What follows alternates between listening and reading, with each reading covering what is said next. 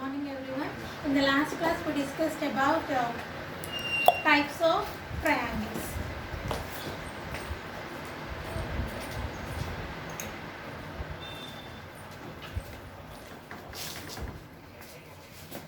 Last class we discussed about types of triangles in the based on angles and based on sides. Okay, and also we discussed about complementary angle and supplementary angle. Today I am going to discuss about angles and their types, and also how the application of the each and every angle also. Okay, types of angles. We have types of angles that are, we know that acute angle,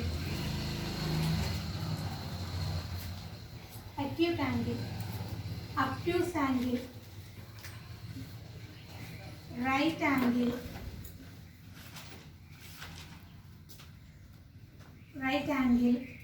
reflex angle,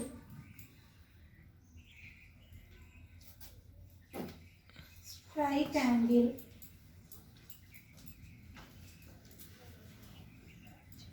zero angle, complete angle,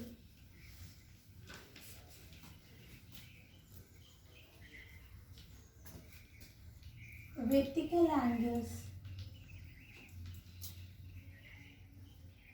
adjacent angles.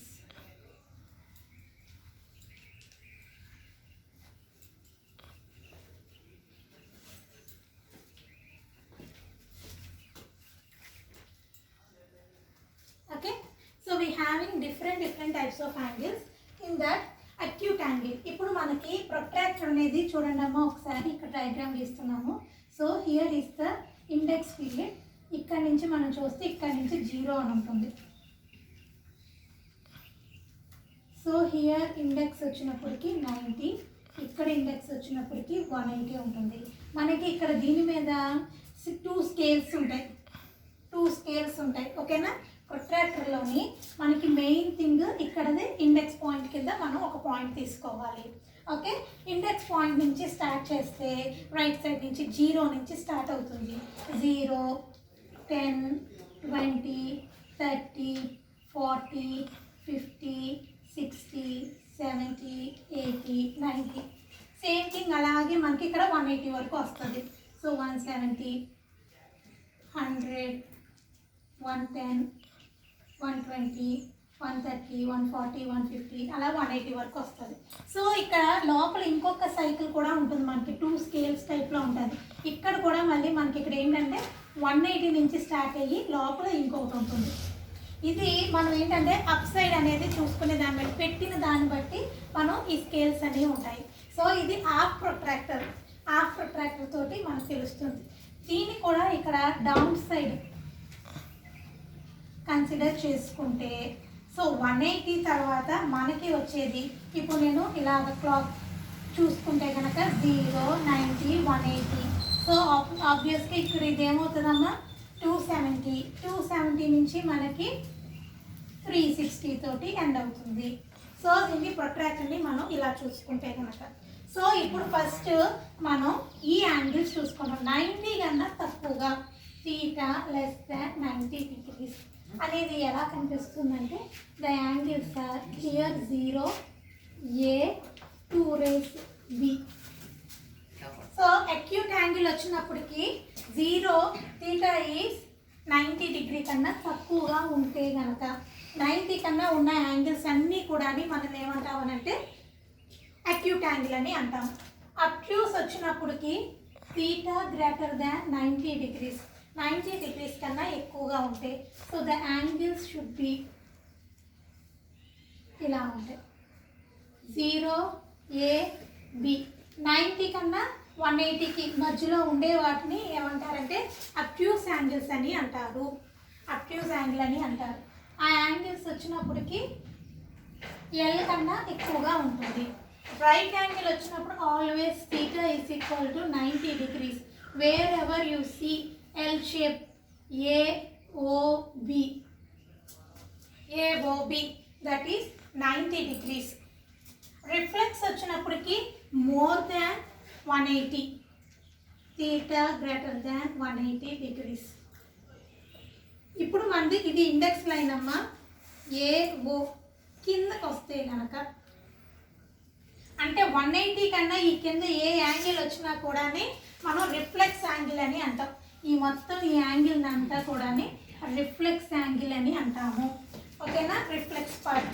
ఇంకొకటి ఏంటంటే reflex part వచ్చినప్పటికీ ఇప్పుడు AOB దీనికి reflex part అని అడిగితే ఏమవుతుందో తెలుసమ్మా, ఈ బ్యాక్ సైడ్ పార్ట్ని తీటా రిఫ్లెక్స్ పార్ట్ అని అంటారు. Okay, more than 180. ఈ కింద తీటా అనేది ఇప్పుడు ఇక్కడ పెడతాం అనమాట. ఈ యాంగిల్ కనుక్కోవడానికి reflex part of in angle అని అడుగుతూ ఉంటాడు. రిఫ్లెక్స్ పార్ట్ ఆఫ్ యాంగిల్ అని అంటే ఎప్పుడు యాంగిల్ అనేది యాక్చువల్గా ఇది పెట్టుకుంటాం కదా, ఇది కాకుండా రిఫ్లెక్స్ పార్ట్ ఆఫ్ యాంగిల్ అంటే the other side of the యాంగిల్ని రిఫ్లెక్స్ పార్ట్ ఆఫ్ యాంగిల్ అని కూడా అంటారు. సో యాక్చువల్గా ఏంటంటే reflex part of angle is different. Reflex angle అంటే కనుక మనకి ఇక్కడ ఏంటంటే 180 కన్నా ఎక్కువగా ఉండే వాటిని అన్నిటినీ కూడా రిఫ్లెక్స్ యాంగిల్ అని అంటారు. Straight angle it should be 180 degrees. ఇది స్ట్రైట్గా ఉంటుంది. బేసిక్ ఏఓబి స్ట్రైట్ యాంగిల్ అనేది ఉంటుంది. ఎక్కడైనా కూడా మనకి స్ట్రైట్ లైన్ అనేది ఎక్కడైనా కనిపించిందంటే మనం దాన్ని 180 degrees అని తీసుకుంటాము. Zero angle we don't have a single ray, that's all. Zero a we don't have another ray, that means b అనే రే అనేది ఉండదమ్మా.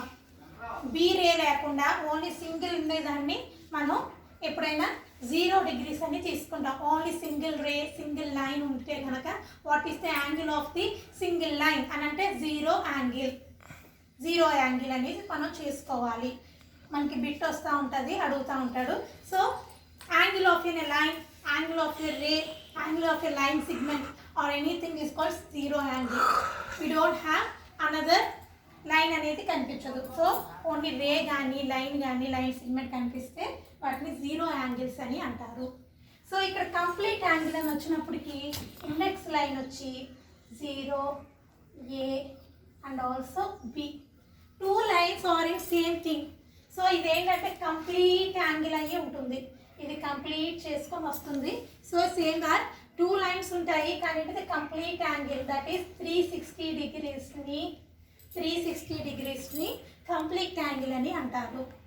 కంప్లీట్గా ఉండే వాటిని అంటే ఇప్పుడు ఒక సర్కిల్ కంప్లీట్ చేసింది అనుకోండి, సో 360 degrees అని తీసుకుంటాం. సో దాన్ని కంప్లీట్ యాంగిల్ అని అంటాము. సో వెర్టికల్ యాంగిల్స్ అంటే ఇప్పుడు 2 lines ఇంటర్సెక్ట్ చేసి 0 A B C D. Vertical angles అంటే ఏంటన్నమ్మా, ఇదిగో చూడండి ఇక్కడ ఇవి ఈ angle vertical angles. Angles always be equal. Wherever we see that vertical angles, they are equal. ఇవేంటంటే జనరల్గా మన ఫార్ములాస్ ఎలా గుర్తుపెట్టుకుంటామో a ఇంటూ a స్క్వేర్ ఎలా గుర్తుపెట్టుకుంటామో a ప్లస్ a 2a ఎలా గుర్తుపెట్టుకుంటామో జామెట్రీలోని మనకి వెర్టికల్ యాంగిల్స్ వచ్చినప్పటికీ ఇవి వెర్టికల్ యాంగిల్స్ అని అంటారు. సో ఈ వెర్టికల్ యాంగిల్స్ ఏమవుతాయనంటే ఈక్వల్ అని అవుతాయి. Okay, vertical and opposite angle. Adjacent angles అంటే ఒక లైన్లోని పక్కన ఉన్న యాంగిల్స్ని మనం ఏమంటామంటేనమ్మా ఎడ్జసెంట్ యాంగిల్స్ అని అంటాము. సమ్ ఆఫ్ 2 ఎడ్జసెంట్, ఏని 2 ఎడ్జసెంట్ ఉన్నప్పుడు మనకి 180 అవుతుంది ఈ లైన్లో కనుక. సో 0 రేస్ పెట్టుకుంటే కనుక ఎడ్జసెంట్ యాంగిల్స్ అంటే నథింగ్ బట్ ఇవి పక్కనే ఉండే వాటిని ఎడ్జసెంట్ యాంగిల్స్ అని అంటారు. So we having types of angles ఇంకా ఉంటాయి. సో ఇదే కనుక దీంట్లో మనం కొన్ని సమ్స్ చూద్దామమ్మా. సో ఫస్ట్ ఆఫ్ ఆల్ చూడండి ఒకసారి, మనకి ఈ యాంగిల్ 90 ఎల్ షేప్లో కన్నా తక్కువగా కనిపిస్తే వాటిని అక్యూట్ యాంగిల్ కింద తీసుకోవాలి. అంటే మనకేంటి 90 కన్నా తక్కువగా ఉంటుందని మైండ్లో పెట్టుకోవాలి. అబ్ట్యూస్ వచ్చినప్పటికి 90 ప్లస్ ఉంటుందని గుర్తుపెట్టుకోవాలి. రైట్ యాంగిల్ వచ్చినప్పటికి 90. రిఫ్లెక్స్ వచ్చినప్పటికి more than 180. Reflex part of the angle అంటే యాంగిల్తో కాకుండా రిమైనింగ్ పార్ట్ ఫైండ్ అవుట్ చేయాలి. సో స్ట్రైట్ యాంగిల్ అంటే మైండ్లో ఉండాల్సింది 180 degrees. క్వశ్చన్ మనకి let the AOB is a straight angle అని ఇస్తాడు. సో మనం ఇప్పుడు ఏం రాసుకోవాలి, స్ట్రైట్ యాంగిల్ అనగానే 180 degrees. సో ఇప్పుడు let AOB is equal to complete angle అని ఇస్తే కనుక కంప్లీట్ యాంగిల్ అంటే మనం ఏం వేసుకోవాలమ్మా అక్కడ సమ్లోని 360 వేసుకొని మనం సమ్ చేయాలి. సో నెక్స్ట్ వెర్టికల్ యాంగిల్స్ అని వచ్చినప్పటికీ ఇవి ఆపోజిట్గా ఉన్నా కూడా వీటిని ఈక్వల్గా ఉంటాయి. ఎప్పుడైనా వెర్టికల్ యాంగిల్స్ వచ్చినప్పటికీ ఈక్వల్. అడ్జసెంట్ యాంగిల్స్ వచ్చినప్పటికీ దీనికి మనకి కేసెస్ మారే కొద్ది థీరీస్ మారుతూ ఉంటాయి. సో పక్క పక్కన ఉన్న యాంగిల్స్ని ఏమంటారు అని అంటే అడ్జసెంట్ యాంగిల్స్ అని అంటారు.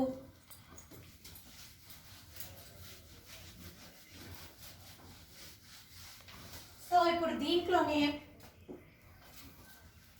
అడ్జసెంట్ యాంగిల్స్ అగైన్ ఇప్పుడు ఈ లైన్లోనమ్మా అడ్జసెంట్ యాంగిల్స్ కూడా ఈ లాస్ట్ క్లాస్లో చెప్పాను. ఏంటయ్యి adjacent angles sum of two angles BCD. So ఇప్పుడు ఇలా ఉంటే కనుక ఇది కంపల్సరీగా స్ట్రైట్ లైన్ అవుతుంది కదమ్మా. Sum of two adjacent angles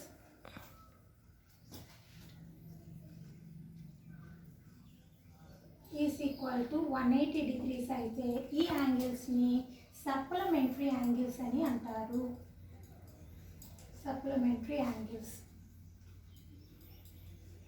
ఎక్కడైనా సప్లిమెంటరీ యాంగిల్స్ అని అంటే కనుక here we call as AB అని అనుకుంటే A + B is equal to angle A + B is equal to 180 degrees. 180 degrees అయితే దాన్ని సప్లిమెంటరీ యాంగిల్స్ అని అంటారు. ఈ టూ యాంగిల్స్ని ఏమంటారంటే సప్లిమెంటరీ యాంగిల్స్ అని అంటారు. ఇఫ్ ఇట్ ఈస్ 90 degreesని ఫామ్ చేస్తే కనుక 90 degreesని ఫామ్ చేస్తే ఏబి అంటే ఇక్కడ A + angle B is equal to 90 degrees అయితే కనుక దాన్ని కాంప్లిమెంటరీ యాంగిల్స్ అని అంటారు.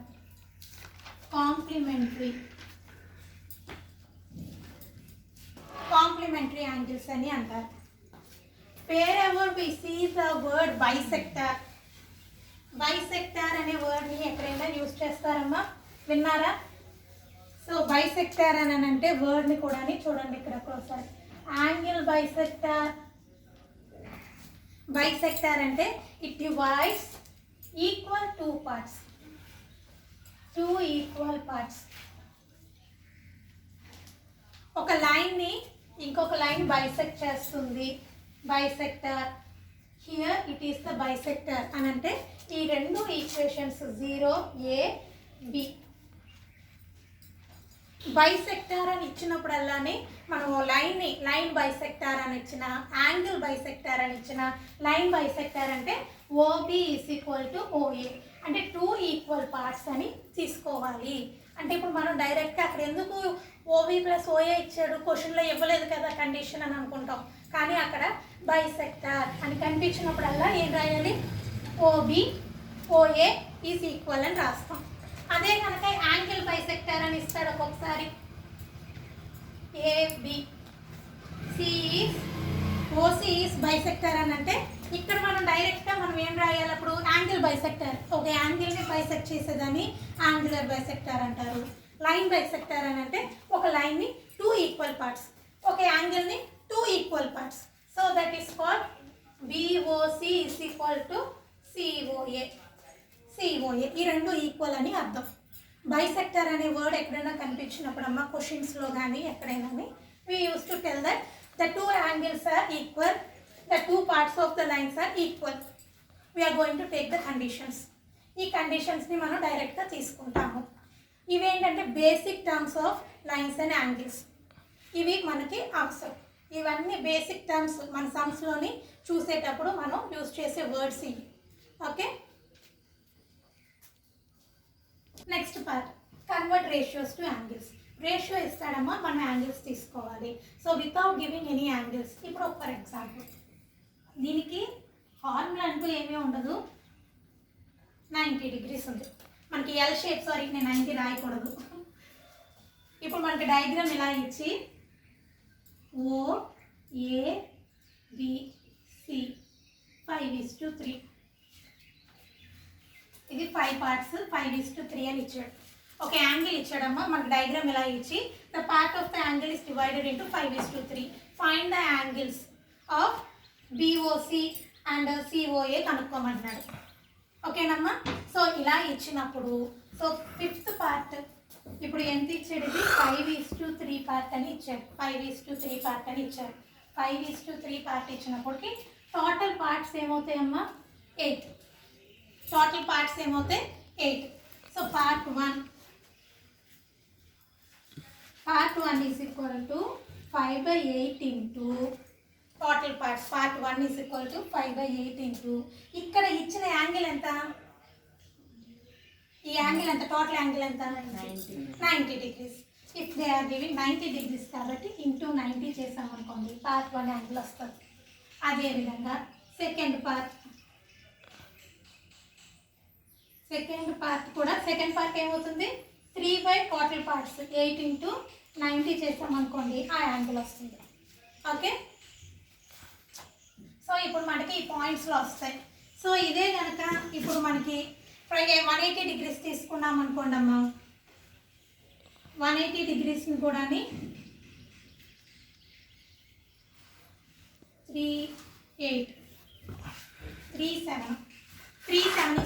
పార్ట్స్ కింద తీసుకున్నాం. 7:3 పార్ట్స్. 7:3 అంటే ఇప్పుడు టోటల్ పార్ట్స్ ఎన్నమ్మా 10 పార్ట్స్.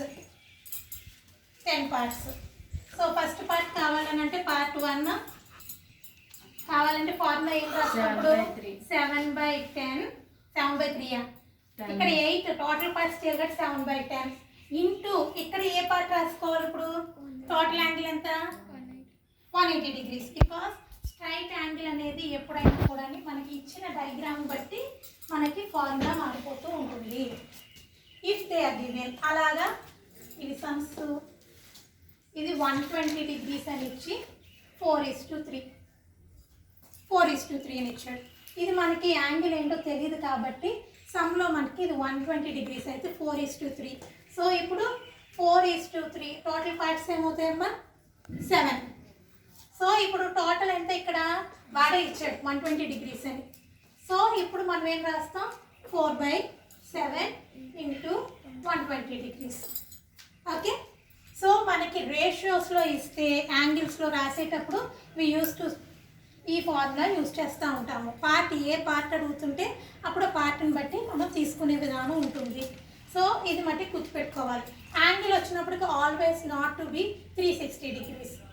మనం ఇప్పుడు యాంగిల్స్ వీటిల్లోని డయాగ్రామ్ను బట్టి మనకి ఇక్కడ మారుతూ ఉంటుంది. If they are not given anything, angle అనేది డయాగ్రామ్ ఇవ్వలేదు, ఏమీ ఇవ్వలేదు. So we are just converting into ratios to angles మారేటప్పుడు మనం మటుకి జనరల్ ఫామ్ అయితే 360 degrees అని తీసుకుంటాం. If they are giving diagram ఇచ్చి రేషియోస్ ఇస్తే కనుక యాంగిల్ని బట్టి మనకి ఇక్కడ నెంబర్స్ అనేవి మారిపోతూ ఉంటాయి. ఓకేనమ్మా. జనరల్ ఫామ్ అయితే 360 పెట్టి చేస్తాము. 360 కాకుండా డయాగ్రామ్ ఇస్తాడంటే కంపల్సరీగా డయాగ్రామ్ని బట్టి యాంగిల్ మారిపోతూ ఉంటుంది. 120 ఇవ్వచ్చు, ఒకసారి 135 ఇవ్వచ్చు. మనం క్యాలిక్యులేట్ చేసుకునే దాన్ని బట్టి మనం మారిపోతూ ఉంటుంది నెంబర్స్ అనేది. ఓకేనమ్మా. Let's see the example first.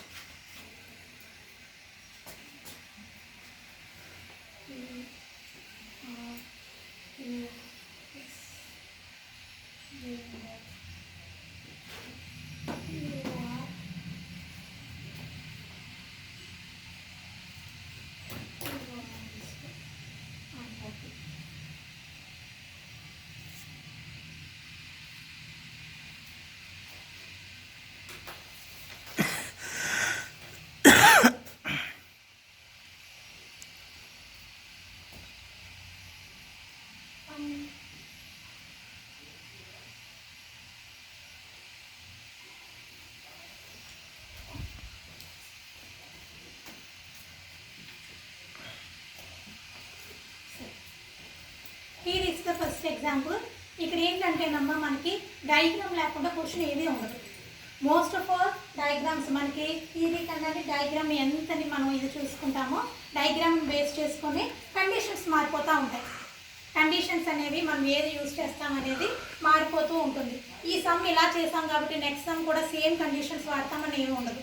ఎందుకంటే డయాగ్రామ్ని బేస్ చేసుకొని మనం కండిషన్స్ని ఇప్పటి వరకు మనం మాట్లాడుకునే వాటి గురించి అవి అక్కడక్కడ మార్చుకుంటూ వెళ్ళిపోతూ ఉంటాం. సో జామెట్రీ అనేది వెరీ ఫ్లెక్సిబుల్ థింగ్ అనమాట.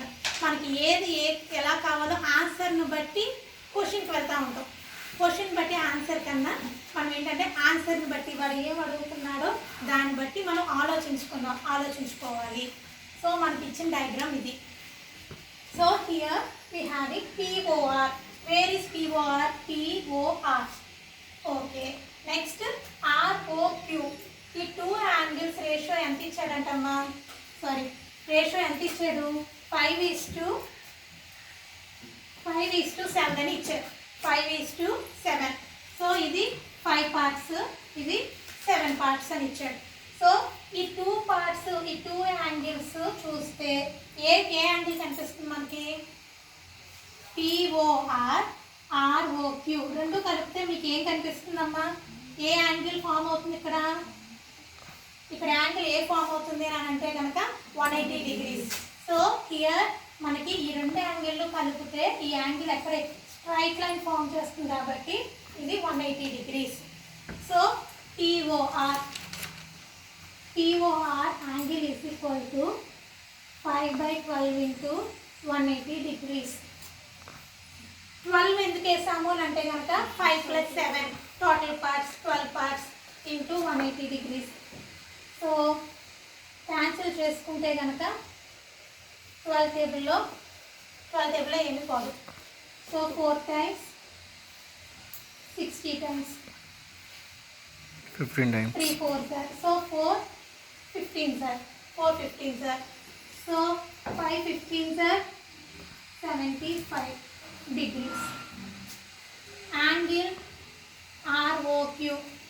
ROQ వచ్చినప్పటికి 7/12 into 180 degrees.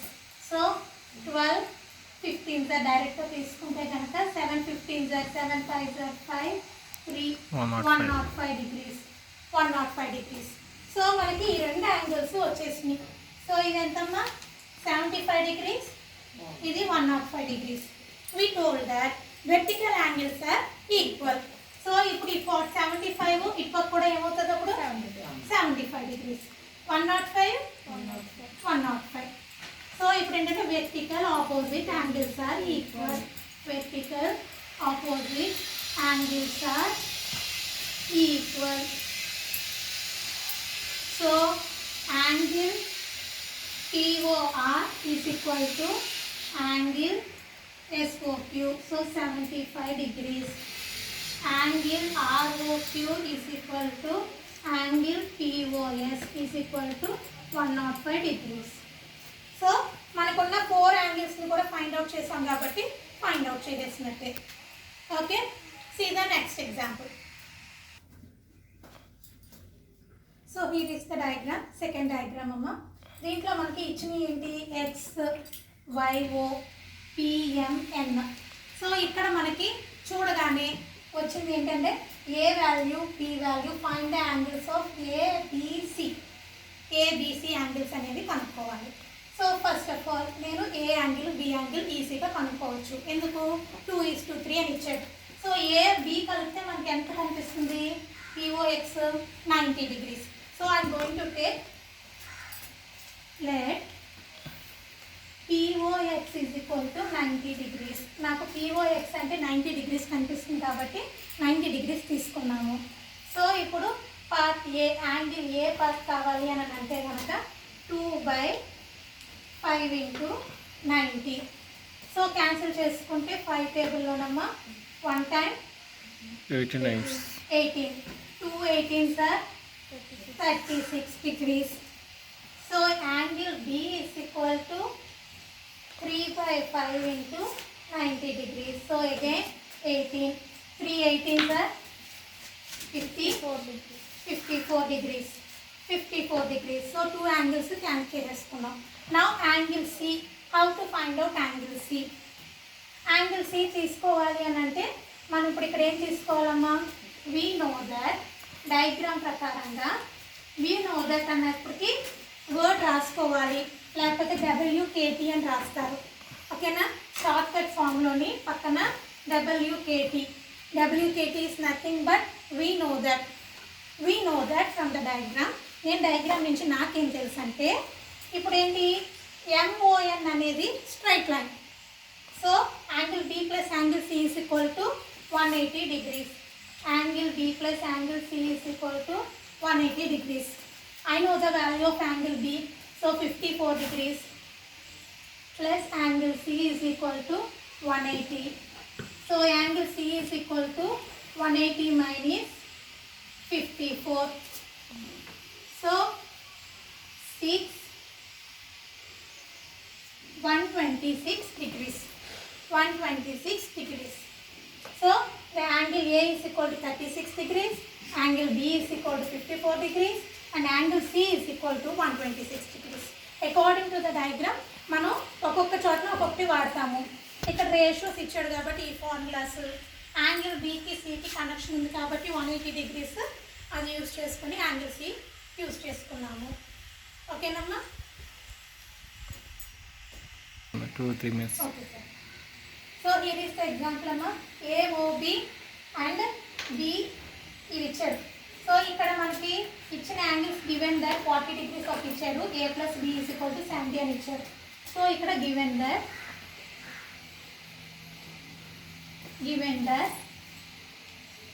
BOD is equal to 40 degrees. So angle A plus angle B is equal to 70 degrees. So ఇప్పుడు ఇక్కడ ఇవి చూస్తే కనుక ఇవి రెండు ఏమవుతున్నాయేమో వెర్టికల్ యాంగిల్స్ అవుతున్నాయా లేదా? సో మనం ఇప్పుడు ఏంటంటే ఇది రాసుకోవాలి. Angle BOD is equal to angle COA is equal to 40 degrees. బ్రాకెట్లో రాస్తున్నాం. ఎందుకని అంటే vertical opposite angles. Vertical opposite angles 40 కాబట్టి ఇది కూడా ఏమవుతుంది 40 డిగ్రీస్ అవుతుంది. ఫైండ్ B వచ్చినప్పటికి ఏమవుతుందమ్మా? Angle A plus angle B is equal to 70 degrees. Angle B is equal to 70 minus 40, so 30 degrees. Angle B వచ్చినప్పటికి 30 డిగ్రీస్. ఇప్పుడు దీన్నే మనం యాంగిల్ A అని కూడా అనుకుంటాము. 40 డిగ్రీస్ కాబట్టి B వాల్యూ 30 డిగ్రీస్ వచ్చింది. So reflex part of COE అంటే ఏంటమ్మా? ఈ పార్ట్ అంతటిని కనుక్కోమంటున్నాడు. అంటే ఈ యాంగిల్ కనుక్కోవాలి. సో ఇది 40 తెలిసింది, 30 తెలిసింది. ఈ పార్ట్ కావాలంటే ఏం చేయాలి? ఇప్పుడు ఈ పార్ట్ కావాలి అని అంటే కనుక 180 మైనస్ 40 చేస్తే సరిపోతుంది. Angle AOD is equal to 180 minus angle BOD. So 180 minus 40 is equal to 140 degrees. 140 degrees. ఇది ఎంత వచ్చింది ఇప్పుడు మనకి? 140 degrees వచ్చింది. సో రిఫ్లెక్స్ పార్ట్ అన్నాడు కాబట్టి adding of this all the angles. Reflex of COE angle is equal to first మనం ఏం చేసుకోవాలమ్మా? Angle COA plus angle AOD plus angle BOD plus angle BOE. So టోటల్గా వచ్చినప్పటికి 40 plus 140 plus 30 plus 40. So totally we have 250 degrees. Okay. So టోటల్గా వచ్చినప్పటికి 250 degrees అవుతుంది. ఓకేనమ్మా? So డయాగ్రామ్ను బట్టి వాడు క్వశ్చన్ ఏం అడుగుతున్నాడో చూసుకొని మనం చేయాలి. Let us see the homework of this type.